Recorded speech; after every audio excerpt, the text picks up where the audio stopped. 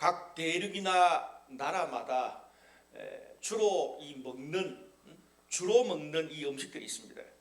그것을 주식이다 그렇게 이야기를 하죠. 우리나라의 주식은 밥입니다. 물론 딱 떨어진 거 아니지만 대체로 그렇다는 말입니다. 미국이나 호주 같은 경우는 주식이 고기입니다. 유럽은 빵이고요. 특별히 이탈리아 같은 나라는 빵보다는 파스타 계열이 주식입니다. 서남아시아나 중동 지역은요, 양고기와 난, 짜파티 같은 그런 음식들입니다. 남미 같은 경우는 옥수수 가루나 밀가루를 섞어서 구운 타코가 주식입니다. 주식의 경우에 그 나라에서 가장 구하기 쉽고 흔히 볼 수 있는 것으로 음식을 먹습니다. 특별히 우리나라의 주식인 밥의 경우는요, 사실 밥이 별 맛이 없습니다. 그래서 밥만 넣고 계속 먹을 수가 없어요. 꼭 딸린 반찬이나 국이 있어야 먹을 수가 있습니다. 그런데 이렇게 별 맛이 없는 밥이 어떻게 한국인의 주식이 될 수 있었을까요? 어떤 문화학자가 이 한국인의 주식 밥에 대해서 이렇게 평가를 하더라고요. 우리가 특별한 음식은요, 몇 번 먹을 때는 맛이 있는데 계속 먹으면 질리게 되어 있습니다. 근데 그에 비해서 밥은 특별한 맛이 없고 밋밋한 맛이기 때문에 아무리 오랫동안 먹어도 질리지를 않는데 좀 말이 되더라고요. 또 밥은 특별한 이 맛이 없기 때문에 늘 다른 어떤 반찬이나 메뉴와도 잘 어울릴 수가 있어서 평생 밥을 먹을 수 있다는 겁니다. 또 이 반찬이 아무리 화려해도요, 밥이 없으면 한 끼 식사가 될 수 없습니다. 그래서 예전 사람들은 사람은 밥의 힘으로 산다, 밥심으로 산다, 그런 말을 하기도 했습니다. 자, 그렇다면 오늘 여러분과 성도들이 신앙생활을 하는데 이 밥이 주식인 것처럼 성도들이 가장 신앙생활을 하면서 많이 먹는 게 뭘까요? 저는 예배라고 생각합니다. 예배는 밥과 같습니다. 성도들이 신앙생활을 하면서 가장 많이 반복적으로 드리는 것이 예배입니다. 주일에 예배를 드리고요. 또 저희는 그렇지 않지만 대부분의 한국교회가 수요일도 예배드리고 금요일 저녁도 예배드리고 주일 저녁도 예배드리고 심지어 새벽에도 예배를 드립니다. 아이가 돌이라고 예배를 드리고 결혼한다고 예배를 드리고 사람이 죽었다고 예배를 드리고 이사한다고 개업했다고도 예배를 드립니다. 정말 예배를 많이 드려요. 성도들이 과연 평생 신앙생활하면서 한 몇 번 정도 예배를 드릴까 생각하면 아마 좋기 수천 번 이상, 또 어떤 사람들은 수만 번 예배를 드리는 그런 분도 계실 거예요. 여러분, 우리가 읽는 성경도요, 하나님을 예배하는 것, 또 좀 더 이렇게 확장해서 말씀, 기도, 헌금, 하나님을 섬기는 것까지 다 포함한다면, 그것이 예배라고 한다면 성경에서 예배를 제외하면 아마 저는 성경의 3분의 1이 사라질 거라고 생각을 합니다. 그만큼 우리 성도들의 신앙생활에서 예배는 중요합니다. 그래서 이 예배를 너무 많이 드리다 보니까요, 때때로 질리기도 하고 와닿지 않을 때도 있습니다. 그럼에도 불구하고 반찬이 아무리 화려해도 밥이 없으면 한 끼 식사가 될 수 없듯이 이 성도들의 신앙생활에 예배가 없으면 신앙이 성숙할 수도 완성될 수도 없습니다. 밥이니까요. 하나님은 그토록 우리가 많이 드리는, 질릴 정도로 많이 드리는 예배를 통해서 말씀하시고, 예배를 통해서 우리 성도들이 인생을 살아갈 힘과 위로, 능력, 지혜를 예배를 통해서 주십니다. 우리가 창세기 1장과 2장을 보면 하나님이 천지를 창조하신 이야기예요. 그리고 또 2장 겹치고 3장까지는 하나님이 사람에게 하나님이 만드신 그 땅을 다스릴 수 있는 특권과 능력, 자유의지를 주시는 게 나옵니다. 그런데 문제는 3장에, 창세기 3장에 인간은 하나님이 주시는 능력을 가지고 하나님께 영광을 돌리는 것이 아니라 오히려 자신의 욕망을 따라서 죄를 짓는 결과를 마주하게 되었습니다. 그런데 오늘 본문은 바로 그 다음에 있는 창세기 4장입니다. 창세기 4장부터는 그 초점이 하나님의 천지 창조, 하나님이 여신 첫사람들인 아담과 하와에서 세상의 다른 사람의 이야기로 초점이 바뀝니다. 그 제일 세상의 다른 사람들에 대한 이야기 제일 첫 번째 초점이 바로 오늘 본문인 여러분이 잘 아는 가인과 아벨의 제사 이야기입니다. 뭐예요? 예배 이야기입니다. 그만큼 성경에서 우리 하나님한테 예배가 중요하다는 것 같습니다. 저는 오늘 말씀을 통해서 저와 여러분 우리가 드리는 이 예배가 우리가 그 코로나로 사회적 거리두기로 우리 같은 장소에서 예배 드릴 수 없지만 온라인으로라도 예배를 드리잖아요. 그만큼 예배가 중요하다는 말이에요. 우리의 심령의 젖줄과 같습니다. 저는 오늘 말씀을 통해서 우리가 드리는 예배가 우리의 인생을 변화시키는 예배가 되기를 주님의 이름으로 축원합니다. 오늘 본문 2절에서 5절까지 말씀 보니까 이런 말씀이 있어요. 그가 또 가인의 아우 아벨을 낳았는데 아벨은 양치는 자였고 가인은 농사하는 자였더라. 세월이 지난 후에 가인은 땅의 소산으로 제물을 삼아 여호와께 드렸고 아벨은 자기도 양의 첫 새끼와 그 기름을 드렸더니 여호와께서 아벨과 그의 제물은 받으셨으나 가인과 그의 제물은 받지 아니하신지라. 가인이 몹시 분하여 안색이 변하니. 이런 말씀이 나옵니다. 오늘 여기에 요약하면 가인과 아벨은 첫사람이 아담과 하와의 이 아들이고 둘은 형제지간이었습니다. 가인은 농사꾼이었고 아벨은 양을 치는 직업을 가지고 있었습니다. 그런데 오늘 우리가 가인, 아벨 흔히 많이 들었잖아요. 그런데 이들의 이 성경 원어의 이름의 뜻을 알면 굉장히 흥미롭습니다. 성경에서 제가 여호와의 이름을 이야기하면서 하나님의 이름을 이야기하면서도 그런 말씀을 드렸는데 성경에서 이름이라는 것은 그 사람의 특징을 가장 잘 대변하고 보여주는 것이라 그랬습니다. 오늘 이 가인이란 이름의 성경 원어를 풀이해보면 세우다, 건설하다, 획득하다 그런 뜻이 있습니다. 가인은 요즘으로 하면 뭔가를 이루고 성취하는데 굉장히 이 열망이 강하고 은사가 많은 사람이었습니다. 그리고 가인은 지고는 다른 사람하고 경쟁할 때 지고는 못 사는 그런 사람이었어요. 뿐만 아니라 오늘 그 창세기 4장 16절에서 22절 사이를 보면 가인이 이제 하나님의 저주를 받아서 쫓겨갔습니다. 그런데 에덴 동편 끄트머리 가가지고 거기서도 또 가인은 성을 쌓았어요. 우리가 그러면 하나님의 저주를 받았으면 멘탈이 나가가지고 그냥 쓰러졌을 텐데 가인은 저주받아서 에덴 끝자락 가서도 성을 쌓고 거리를 쌓았다는 말입니다. 여러분 그 뒤에 보면 가인의 후손들이 나와요.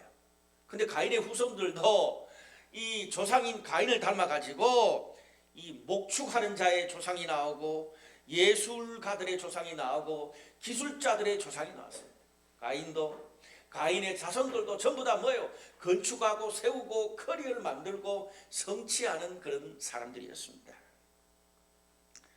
아마 이런 사람들은 빡빡한 현대 생활에서 경쟁에 뒤처지지 않을 그런 사람이에요. 가인과 그 집안이요. 근데 그에 반해서 아벨은요, 그 이름을 풀이해보면 숨을 쉬다, 정발하다, 허무하다, 숨을 내쉬는 순간 사라져버리는 덧없는 인생을 뜻하는 그런 이름입니다. 그의 이름처럼 아벨은 반짝했다가 형 때문에 돌에 맞아 죽는 그런 운명을 맞이합니다. 무슨 말입니까?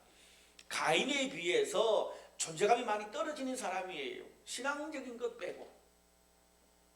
세상적으로 볼 때 가인에 비해서 내세울 게 없는 그런 사람이 아벨이었습니다.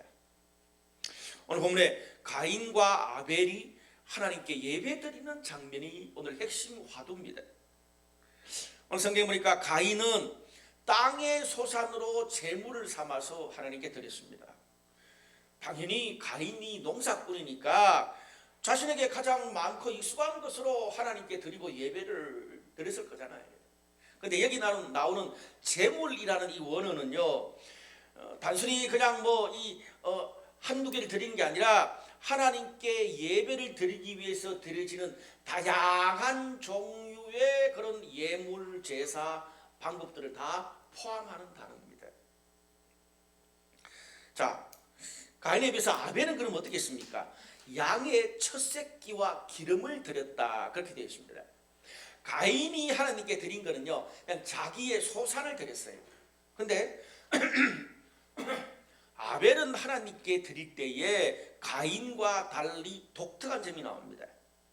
여기 첫 새끼라는 이 단어는요, 언어로 볼 때 처음 난 것도 되지만 처음 낳고 자기가 가지고 있는 것 중에 가장 좋은 것을 뜻하는 그런 표현입니다.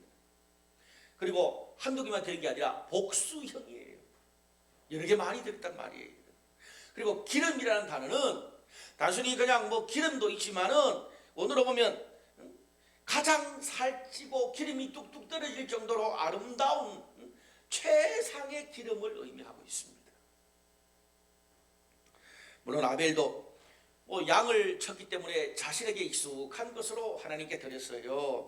근데 문제는 가인과 달리 아벨은 자신에게 있는 최고의 것, 가장 아름다운 것으로 하나님께 드리고 또 드리고 복수형 계속 드렸다는 말입니다. 그렇게 계속 자신의 최고의 것, 아름다운 것을 하나님께 드리고 또 드려도 아깝지 않았다는 말이에요. 근데 하나님께서 이 아벨의 예배는 받으시고 가인의 예배는 받지 않으셨다는 게 문제입니다. 오늘 여기에서 모든 문제가 발생합니다. 여기 하나님이 아벨의 예배는 연락하셨고 가인의 예배는 연락하지 않았다 그랬을 때 연락이라는 단어는요, 이 당시에 히브리인들 가운데서 상대방을 꿰뚫어보고 평가하기 위해서 그 사람을 계속 주목해서 응시하는 겁니다. 그리고 그 사람의 주변의 환경이나 모든 것을 충분히 둘러볼 때 쓰는 단어가 연락입니다. 하나님께서 아벨의 예배, 가인의 예배뿐 아니라 그들의 모든 신앙적인 삶까지 말과 마음과 일거수일투족을 다 충분히 돌아보고 평가했다는 거예요.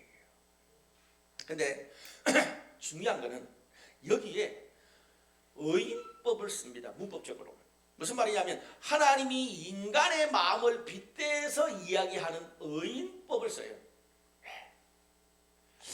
여러분이 구약 성경에서 하나님이 의인법을 썼다는 것은 굉장한 의미가 있습니다. 예를 들어서 우리가 어디 가서 누구한테 대접을 받거나 식사를 같이 하고 하루를 그냥 그 사람들하고 같이 지낸다고 하면, 그렇게 식사를 하고 같이 하루를 지내보면 상대가 나를 얼마나 존중하고 좋아하는지를 느낄 수 있잖아요. 아무리 멋진 곳에서 아무리 비싼 코스 음식을 사줘도 형식적인 만남, 형식적인 대화는요, 우리가 사람인지라 느끼잖아요. 취할 것 같아요. 제가 언젠가 어떤 분이, 제가 부목사 시절에 어떤 분이 중국 코스 음식을 사주면서 딱 이렇게 개인이 둘이 방에서 먹는 음식을 먹으면서 저를 코너에 쳐박아놓고 혼자 3시간 동안 다른 사람 욕한 이야기 했잖아요. 근데 반대로 라면 한 그릇을 먹어도 사랑과 진심이 담기면 그냥 무조건 즐겁고 그 사람과 더 계속 있고 싶어요. 이게 사람의 마음이에요. 연락이라는 단어에 인간의 의인법을 사용했다는 것은 하나님의 마음도 인간의 마음처럼 다른 사람을 대하고 접대를 받을 때 인간의 마음과 똑같다는 말이에요. 여러분, 만약에 내가 하나님께 드리는 예배, 하나님께 섬기는 마음, 하나님께 섬기는 모든 신앙의 태도를 내가 하나님이 되어서 나를 받는다면 여러분 어떻게 될 것 같아요? 지금 오늘 예배드리는 지금 여러분의 마음, 헌신, 자세를 지금 내가 하나님 대해서 받는다면 어떨까? 지금 그 이야기 하고 있는 거예요. 하나님의 마음도 인간과 비슷하다는 거예요. 하나님 입장에서 볼 때 아벨이 똑같이 가인과 아벨이 예배를 드리고 하나님께 섬겼지만 아벨이 드린 예배는 그것이 마음이든 시간이든 물질이든 재능이든 간에 어떻게 하든지 하나님이 좋아하고 하나님이 관심 있는데 더 참여하고 싶고 더 드리고 싶고 더 나누고 싶었던 아벨의 마음을 받으신 거예요. 그러니 하나님이 아벨과 같이 있는 게 좋을 수밖에, 아벨과 더 나누고 싶고 더 함께하고 싶은 거예요. 그에 비해서 가인은 자신의 예배를 하나님이 받지 않은 것을 보면서 분노하고 안색이 변했다라고 성경이 말합니다.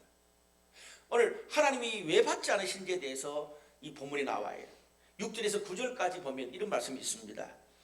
여호와께서 가인에게 이르시되 네가 분하여 하면 어찌 됨이며 안색이 변하면 어찌 됨이냐. 네가 선을 행하면 어찌 낯을 들지 못하겠느냐. 선을 행하지 아니하면 죄가 문 앞에 엎드려 있느니라. 죄가 너를 원하나 너는 죄를 다스릴지니라. 그들이 들에 있을 때에 가인이 그 아우 아벨을 쳐 죽이니라. 여호와께서 가인에게 이르시되 내 아우 아벨이 어디 있느냐. 그가 이르되 내가 알지 못하나이다. 여기에 하나님이 가인한테 말한 것처럼 가인이 예배 따로 그리고 자신의 삶이 완전 따로라는 걸 지금 표현해 주고 있습니다. 여기 보니까 죄가 문에 엎드린다 이렇게 되어 있어요. 성경에. 여기 엎드린다라는 이 히브리 단어는요, 먹이를 기다리는 맹수가 상대를 공격하기 위해서 웅크리고 앉아서 그냥 언제라도 팍 행동을 하려는 그런 이 단어입니다. 근데 그거를 하나님이 가인한테 그 단어를 썼어요. 죄가 문에 엎드린다. 무슨 말입니까? 가인 안에 있는 죄의 욕망, 그런 죄의 생각, 죄에 대한 그런 계획들이 언제 터져 나올지 모를 정도로 웅크리고 있어서 불안하다는 거예요, 하나님이. 그러면서 낯을 들지 못한다 그 말이 있어요. 네가 당당하지 못하고 떳떳하지 못하지 않냐. 무슨 말이야? 너도 네가 지금 하나님을 예배하면서 네가 죄의 욕망 속에 노예가 되어 지배받고 있는 걸 너도 알지 않냐. 떳떳하지 못하니까 너도 알지 않냐 이 말입니다. 그러면서 죄가 너를 원하나 너는 죄를 다스릴지니라 그렇게 말했습니다. 죄의 욕망이 있죠. 죄에 끌려다니고 지배받을 때가 있죠. 그런데 그거를 하나님이 주시는 힘으로, 예배의 힘으로 다스려라 그렇게 말했습니다. 그게 하나님이 기뻐하는 예배라는 거예요. 하나님이 연락하시는 예배라는 거예요. 그런데 하나님이 이렇게 경고의 말씀을 주셨음에도 불구하고 예배를 통해서 죄의 욕구를 다스리기는커녕 가인이 됐습니까?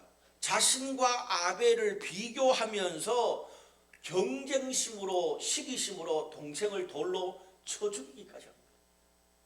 죄의 욕망을 다스리라 그랬는데 오히려 더 터뜨려서 최초의 살인자가 됐어요. 동생을. 우리가 오늘 여기 가인의 예배를 자세히 보면 우리가 방금 전에 아벨의 그런 즐거움으로 드리는 예배, 기쁨으로 더 드리고 싶은 예배, 아깝지 않은 예배를 말씀드렸잖아요. 근데 가인의 예배를 자세히 보면 오늘 하나님 말씀하신 것처럼 죄를 다스리고 하나님과 함께하고 하나님과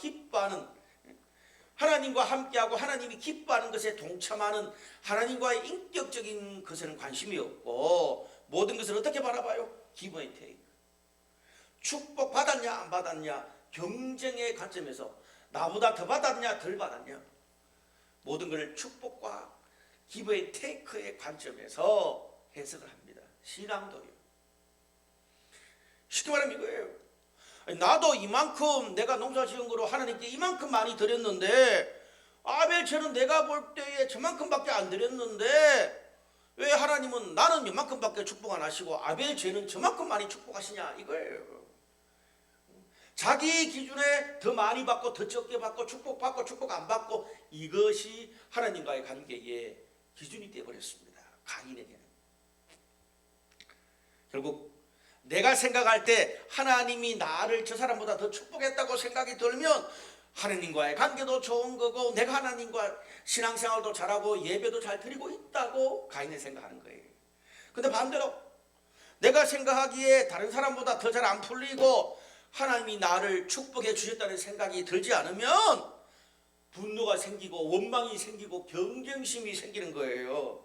예배를 드리면서 하나님의 사랑, 하나님의 인도, 심지어 형제, 가족, 공동체도 없어요. 모든 것 중심에 나 자신의 축복입니다. 경쟁심이죠. 여러분, 이 가인의 예배의 가장 큰 문제는 하나님께 드리는 제물, 그리고 그 하나님께 드리는 제물만큼 하나님이 나를 인정하고 축복해 주시는 그 제물과 축복에만 관심이 있지, 떡에만 관심이 있지, 하나님과 나와의 진정성이 있는 관계, 그 제물을 드리는 내 모습, 내 인격, 내 삶, 하나님과의 관계, 사람들과의 관계는 거기 전혀 없습니다. 신앙의 형식만 있지 관계가 사라졌어요. 마음이 사라졌어요. 여러분, 히브리서 11장 4절에 보면 성경이 아벨의 예배를 이렇게 평가합니다. 믿음으로 아벨은 가인보다 더 나은 제사를 하나님께 드림으로 의로운 자라 하시는 증거를 얻었으니, 의로운 자래요. 하나님이 그 예물에 대하여 정언하십니다. 그가 죽었으나 그 믿음으로서 지금도 말하느니라. 아벨에 대한 그 하나님의 예배 평가가 어떻습니까? 단순히 아벨이 하나님께 드리는 제사보다 그 제사를 통해서 마음이 실리고 관계가 실리고 인격이 실리고 삶이 실린 그 아벨이 드린 제사를 통해서 하나님이 아벨이라는 사람을 의인으로 받으셨다는 거예요. 제물과 의인이 같이 나가는 거예요. 여러분, 믿음이라는 게 뭡니까? 내가 오늘 그냥 교회에 있고 예배를 드리고 섬기고 어떤 행위에만 있는 것이 아닙니다. 그 행위 안에 있는 지속적으로 대화하고 피드백을 하고 관계를 맺는 인격적인 관계가 생명이에요. 그 인격적인 관계를 거듭하면서 또 여러 가지 우리 일상생활과 수많은 인생의 희노애락을 겪으면서 서로 신뢰가 쌓이는 것, 그게 믿음입니다. 예를 들어 나 혼자 생각으로 상대방을, 저 사람을 이렇게 해주면 좋아할 거야, 저렇게 해주면 좋아할 거야. 그래서 보통 흔히 우리가 다른 사람을 대접하는 게, 잘 대접한다면 어떻습니까? 고기 사주고 좋은 호텔에 데리고 가가지고, 그리고 아주 비싼 음식 여러 사람들 그냥 우르르 데려가서 파티를 열어주면 대접 잘 하는 것이라고 생각할 수 있습니다. 근데 문제는 어떻습니까? 보편적으로는 그럴 수 있습니다. 근데 정작 내가 대접해야 되는 그 사람은 채식주의자라. 그리고 호텔에서 막 여러 많은 사람들하고 번잡하게 시끄럽게 파티하는 것 싫어. 왜? 그 사람의 직업은 늘 사람들을 많이 대하는 직업이기 때문에 그냥 정말 마음 편한 한두 명과 조용한 곳에서 프라이빗하게, 혹시 라면이든 분식이든 상관없이 프라이빗하게 좋은 경치 보면서 식사하는 게 좋다면, 내 마음에서 호텔에 그 고기 사주는 게 무슨 그 사람에게 좋은 대접이 될 수 있겠냐 이거예요. 가인이 지금 그거예요. 아니, 내가 하나님한테 고기도 사주고 비싼 돈 들여서 호텔 빌려서 파티까지 했는데 하나님은 시골의 외딴 곳에 그 조그마한 분식집에서 떡볶이 사준 아벨을 더 좋아하고 계속 아벨하고 놀라 그러냐? 호텔에 계속 방 잡아놓은 나는 완전 그냥 제끼고, 그 마음인 거예요. 그러니까 하나님 앞에 분노가 일어나고 원망이 일어나는 거예요. 여러분, 이것은 믿음, 상호 신뢰를 통해서 예배하는 게 아니라 내 생각으로, 내 의무감으로 예배하는 것입니다. 여러분, 우리가 사랑을 할 때도 나는 정말 상대에게 좋아하는 것, 잘한다고 생각하는데 상대는 그것이 하나도 기쁘지 않아요. 왜? 내가 기쁜 것을 서로 대화를 나누질 않으니까. 여러분 예배가 뭡니까? 예배 대상이 누구예요? 내가 예배를 어떻게 드리냐에 우리가 포커스 있는 그거는 내 생각입니다. 예배라는 거는 예배의 대상이신 하나님이 기뻐하고 하나님이 관심을 가지고 하나님이 열망하는 것을 나도 함께 하는 거예요. 그게 예배예요. 그래서 성경에 하나님이 기뻐하시는 것들이 하나님의 관심이 뭔지 하나님의 계획이 뭔지를 자세하게 기록해 놨잖아요. 왜요? 내가 좋아하는 것이 이거니까 너희가 나를 사랑하고 나를 예배한다 그러면 이런 것을 가지고 나와 함께 나누자꾸나. 그게 예배거든. 이 믿음과 신뢰성으로 예배한다는 것은 하나님과 나 정말 하나님과 내가 수많은 시간을 함께 경험하면서 같이 보내면서 신뢰관계가 쌓이고 그러면서 하나 쌓이고 둘 쌓이고 자꾸 쌓이다 보니까 이제는 하나님이 좀 믿을만해. 그래서 더 많이 주고 더 많이 드려도 이제는 어떻게 해요? 상대방에게 내 모든 것을 다 주어도 아깝지 않고 뺏길까 두렵지 않는 것. 그게 믿음입니다. 그게 믿음이에요. 그래서 요한일서 4장 18절에 이런 말씀이 있습니다. 사랑 안에 두려움이 없고 온전한 사랑이 두려움을 내어쫓나니. 진정으로 사랑하면 상대가 나를 배신할 것 걱정하지 않고 그리고 되돌아오지 않을 것도 걱정하지 않습니다. 아벨의 제사는 지금 그걸 잘 보여주고 있어요. 자신에게 있는 최고의 재물, 최고의 마음, 최고의 물질, 최고의 시간, 최고의 그런 섬김, 자신의 미래의 모든 꿈까지도 하나님이 원하시는 것을 더 맞춰드리고 싶고 더 드리고 싶고 더 나누고 싶은 것을 오늘 아벨의 제사는 잘 표현해주고 있습니다. 여러분 우리가 드려도 하나도 아깝지 않고 그것이 돌아오거나 이 축복으로 다시 나한테 안 와도 괜찮을 때는 언제예요? 사랑할 때예요. 사랑하고 신뢰가 있으면 그냥 드린 것만으로도 준 것만으로도 기쁜 거예요. 심지어 아벨 나는 복 안 받아도 가인 형만 축복했어. 좀 섭섭하긴 해도 내가 신뢰하는 하나님이 무슨 뜻이 있겠지 그렇게 되는 거예요. 신뢰가 있습니다. 하나님에 대한 신뢰가 있습니다. 근데 가인은 그 신뢰가 없는 거예요. 남도 아니잖아요. 동생한테 하나님이 좀 더 축복하고 인정해 줬는데 그 하나님 앞에 신뢰가 없으니까 하나님한테 분노하고 동생을 죽이기까지 합니다. 신뢰가 없다는 말이에요. 이거. 여러분 좀 쉽게 우리가 인간관계에서 이야기하면 부모가 자녀한테 퍼줄 때 어떻습니까? 돌아올 것을 기대하나요? 아닌 것 같아요. 그냥 자식에게 주고 나눠줄 수 있는 것만으로도 행복하잖아요. 사랑하니까, 신뢰하니까. 여러분 그게 예배입니다. 예배는요 내가 가장 좋아하고 열망하고 목숨을 거는 것을 하나님과 나누는 거고 뒤집어 말하면 하나님이 가장 좋아하고 열망하고 기뻐하는 것을 또 내가 나누는 거예요. 하나님과 내가 서로 가장 좋아하고 열망하고 원하는 걸 서로 나누는 것이 예배입니다. 쌍방향 소통이에요. 예를 들어 여러분 사람마다 가장 좋아하고 관심이 있고 목숨 거는 것들이 다 있잖아요. 뭐 어떤 사람은 자신의 뭐 이 커리어 쌓는데 목숨 거는 사람이 있잖아요. 어떤 사람은 뭐 돈 벌고 막 좋은 집 사는데 목숨 거는 사람이 있잖아요. 또 반대로 어떤 사람은 막 이 패션 멋진 옷을 입거나 아니 막 인테리어 같은 그런 거에 목숨 거는 사람이 있고 또 어떤 사람들은 여행에 목숨 거는 사람이 있고 또 어떤 사람은 저처럼 뭐 먹는 것에 목숨 거는 그런 사람도 있어요. 근데 제가 과거에 아는 분 중에 한 분이 있는데 굉장히 이분 사회적으로 성공하신 분이에요. 근데 이분은 이 스피커와 음향 시스템 있잖아요. 옛날에 뭐 전축 뭐 요즘은 그렇지 않습니다만은 그런 진공관 뭐 스피커부터 시작해서 수억 짜리가 집에 가득해요. 집이 굉장히 넓거든요.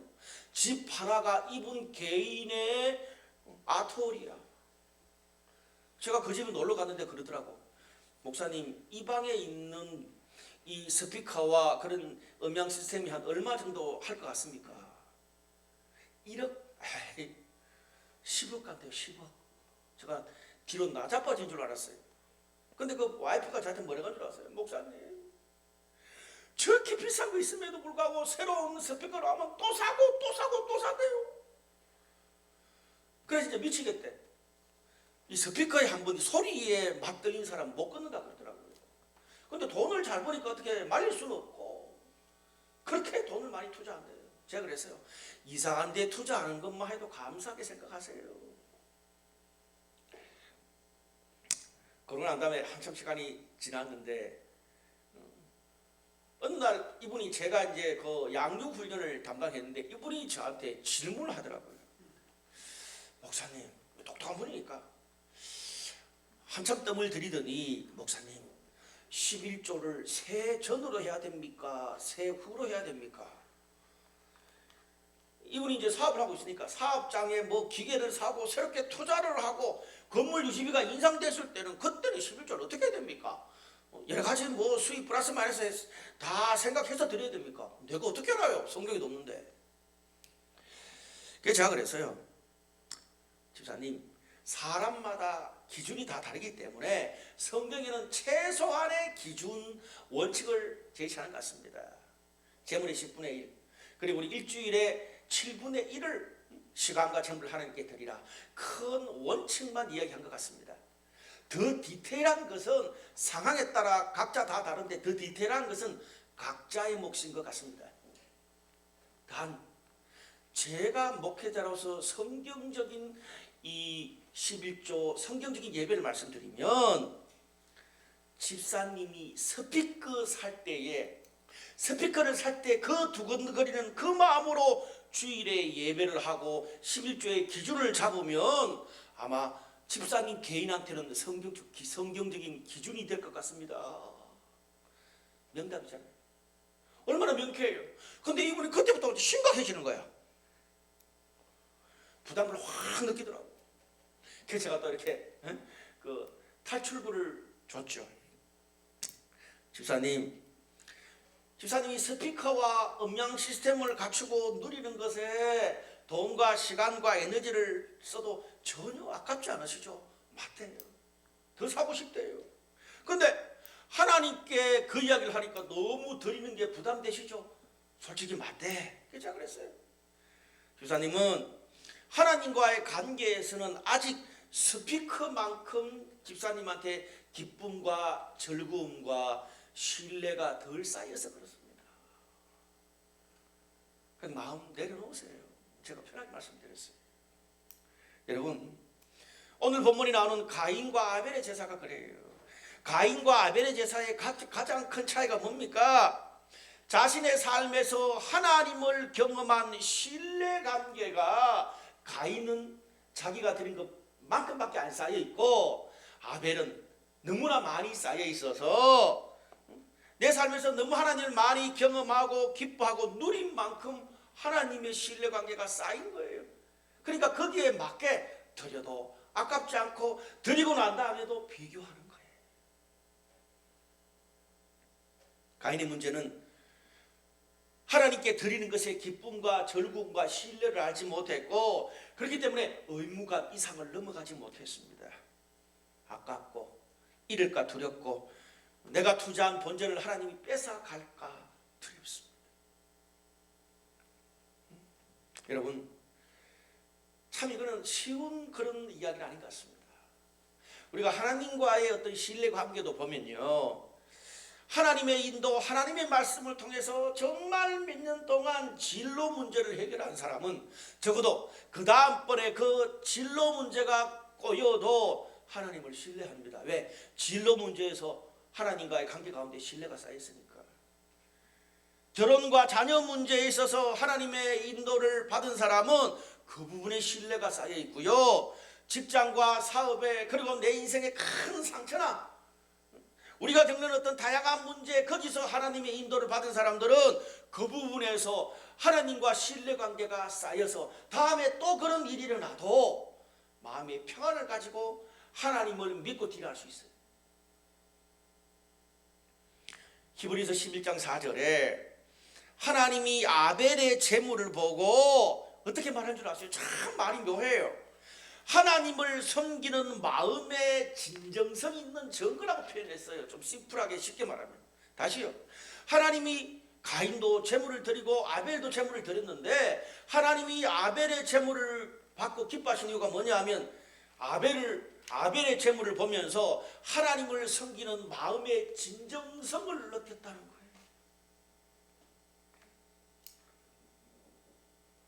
그런 의미에서 지금 현재 내가 하나님을 예배하는 마음, 섬김, 헌신, 태도는요, 내가 내 삶에서 경험한 하나님의 신뢰관계를 표현해주는 증거 더 이상 더 이하가 아닙니다.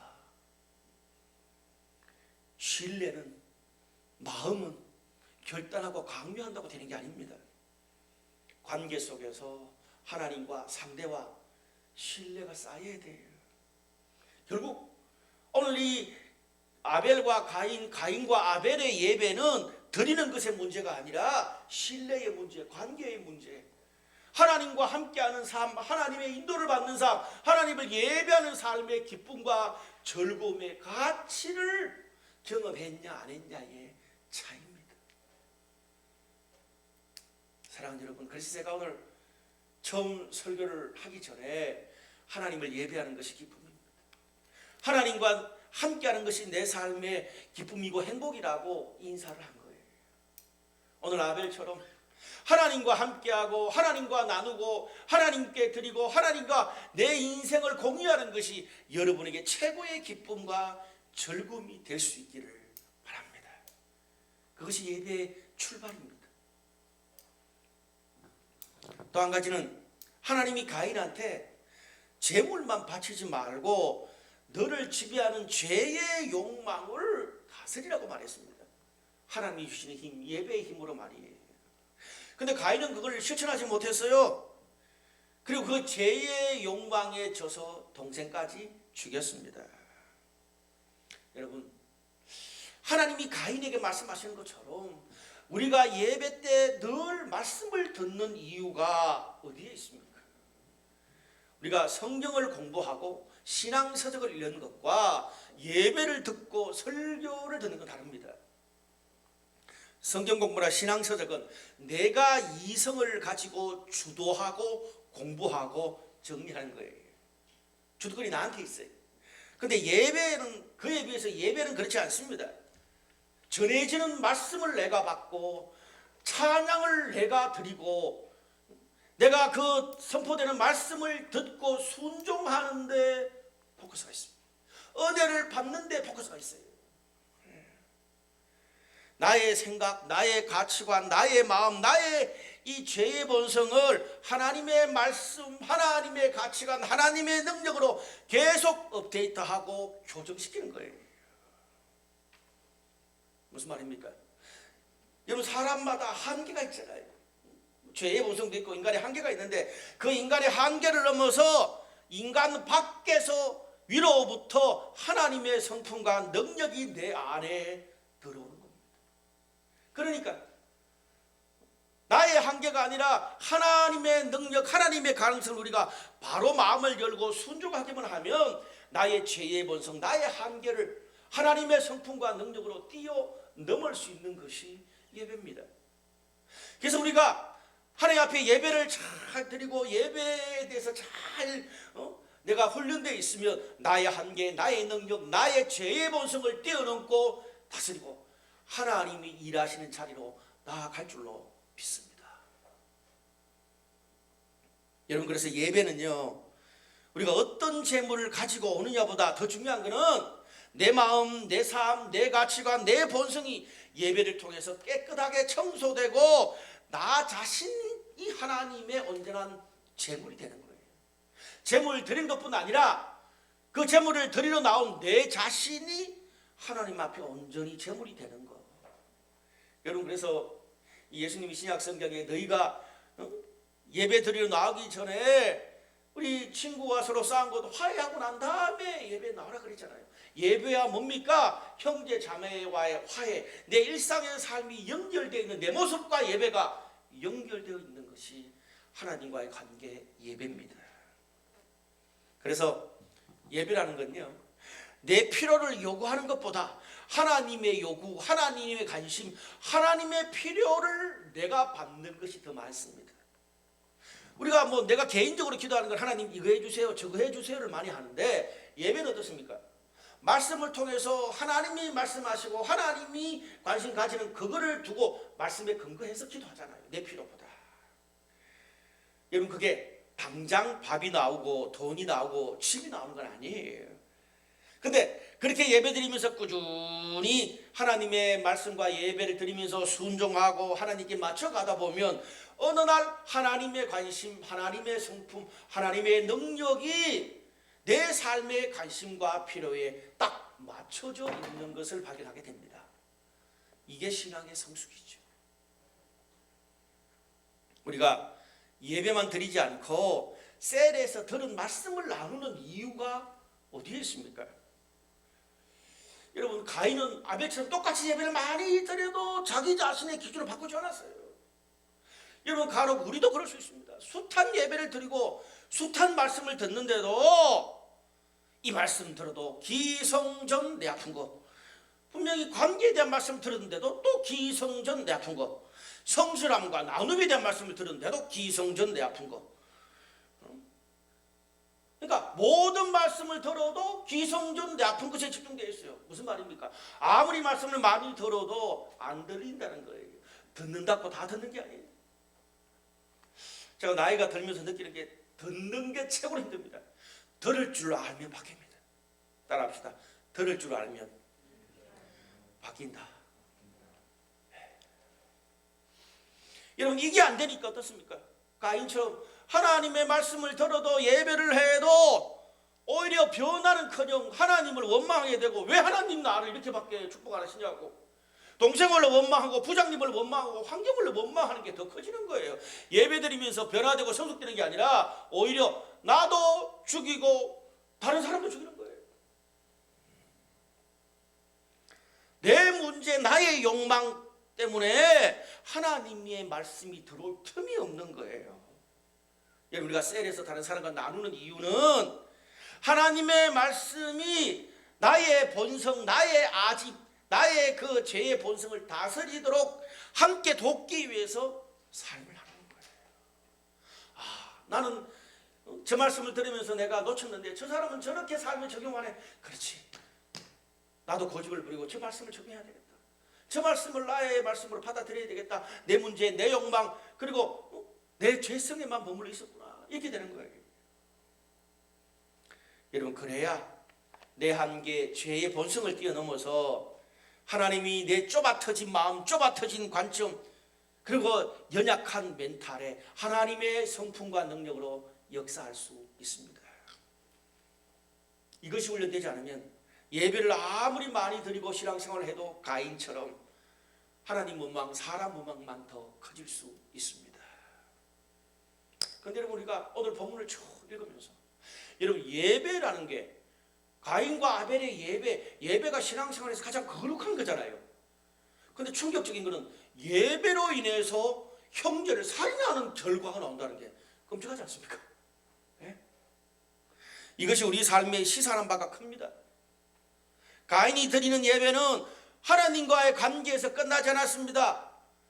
제가 설교 초반부에 말씀드린 것처럼 가인하고 마찬가지로 가인의 후손들도 커리어, 성공하고 성취하는 자들이 많이 나왔어요. 그런데 가인처럼 또 라멕은, 그 자손 라멕은 주변 사람들을 또 경쟁하고 죽였어요. 하나님은 그런 가인에게 네가 유리하는 자가 될 것이다, 그렇게 말했습니다. 12절에 무슨 말이에요? 네가 네 자손이 모든 것을 다 이루고 성취하고 네 이름처럼 다 가져도 결국 네 자신의 모습 가운데 만족과 진정한 기쁨을 찾을 수 없는 유리하는 자가 될 것이다, 그 말입니다. 예배는 단순히 나와 하나님과의 관계에서 끝나는 게 아닙니다. 내 영혼에도, 그리고 내 인생에도, 그리고 다른 사람 인생에도, 우리 형제, 가정, 나의 비즈니스에도 결정적인 영향을 미칩니다. 말씀의 결론을 맺을게요. 오늘 우리가 본문을 보면서 주목해야 될 게 있습니다. 제가 이걸 제일 마지막에 말씀을 드려요. 3절 말씀에 세월이 지난 후에 가인은 땅의 소산으로 제물을 삼아 여호와께 드렸고 이렇게 되어 있습니다. 여러분, 세월이 지난 후에 하나님이 평가했다는 말이에요. 이 말은 이 히브리 성경 어디로 보면 그들의 끝날로부터 하나님이 가인과 아벨의 제사를 평가했다는 말이에요. 여러분, 이 그들의 끝날로부터 이 단어는 성경에서 주로 심판을 다룰 때 사용하는 그런 단어입니다. 하나님이 가인과 아벨 예배 몇 번 드린 것 가지고 청년 시절에, 청소년 시절에, 젊은 시절에 신앙생활 예배 몇 번 드린 것 가지고 단순하게 평가한 게 아니란 말이에요. 가인과 아벨이 각자 생활을 다 하고 하나님께 평생 예배드렸던 그 모습을 다 보고 이제 하나님께서 가인과 아벨의 신앙생활, 삶, 예배를 평가할 시간이 되어서 그때 평가한 걸로 그렇게 오랫동안 예배의 삶, 신앙의 삶이 쌓인 걸 가지고 하나님께서 가인과 아벨의 예배 태도를 평가했다는 것입니다. 굉장히 성직한 그런 단어이기도 하지만 우리에게 다시 한 번 하나님이 기회를 주시는 거예요. 사랑하는 여러분, 우리 또한 내가 하나님께 드리는 예배, 나의 신앙생활을 하나님 앞에서 가인과 아벨이 평가받았던 것처럼 평가받을 때가 있다는 거죠. 예배는 단순히 지금 한두 번 드려서 결과가 나타나고 어떤 젊음의 시기에 어떤 한 시기에 결과가 나타나는 게 아닐 수 있습니다. 예배는 평생 만들어가고 평생 세워가야 될 것입니다. 하나님이 그것을 알기 때문에 세월이 지난 후에라고 말씀하셨어요. 사랑하는 여러분, 오늘 제가 이 하나님의 의인법이라는 말씀을 드렸습니다. 여러분이 하나님이 되어서 내가 지금까지 드렸던 예배, 지금까지 드렸던 신앙생활을 내가 하나님이 되어서 나의 예배와 신앙생활을 받는다면 여러분 그 예배 받으시겠습니까? 안 받으시겠습니까? 저는 우리가 예배를 드리면서 우리의 일상에서 우리가 매일 큐티하고 매주 드리는 이 저와 여러분의 예배를 다시 한번 바로 세팅하고 다시 한번 바로 세워가기를 바랍니다. 모든 점들, 마음과 시간과 물질과 내 미래와 나의 가정과 나의 모든 삶의 우선순위의 영역들을 예배하면서 하나님의 우선순위로 내 삶을 바로 세우겠습니다. 그런 고백을 하는 저와 여러분 되시기를 바랍니다. 거기에 내 인생뿐 아니라 내 형제의 인생, 내 가정, 나의 비즈니스의 미래가 달려 있습니다. 여러분, 오늘 우리가 예배를 어떻게 드리냐에 따라서 살릴 수도 있고 가인처럼 동생을 죽일 수도 있습니다. 그런 면에서 예배는 우리 인생을 살리기도 하고 죽이기도 하고 내 주변 사람들을 살리기도 하고 죽이기도 합니다. 오늘 당신의 예배는 어떤 예배입니까? 가인의 예배입니까? 아벨의 예배입니까? 내 인생과 다른 사람을 살리는 예배입니까? 아니면 나도 죽이고 다른 사람도 죽이는 예배입니까? 기억하십시오. 인간은 밥의 힘으로 살고 성도는 예배의 힘으로 삽니다. 우리 다 같이 함께 따라할까요? 인간은 밥의 힘으로 살고 성도는 예배의 힘으로 산다. 오늘 진정한 예배자로 여러분의 삶을 세워가시는 우리 모두가 되시기를 주님의 이름으로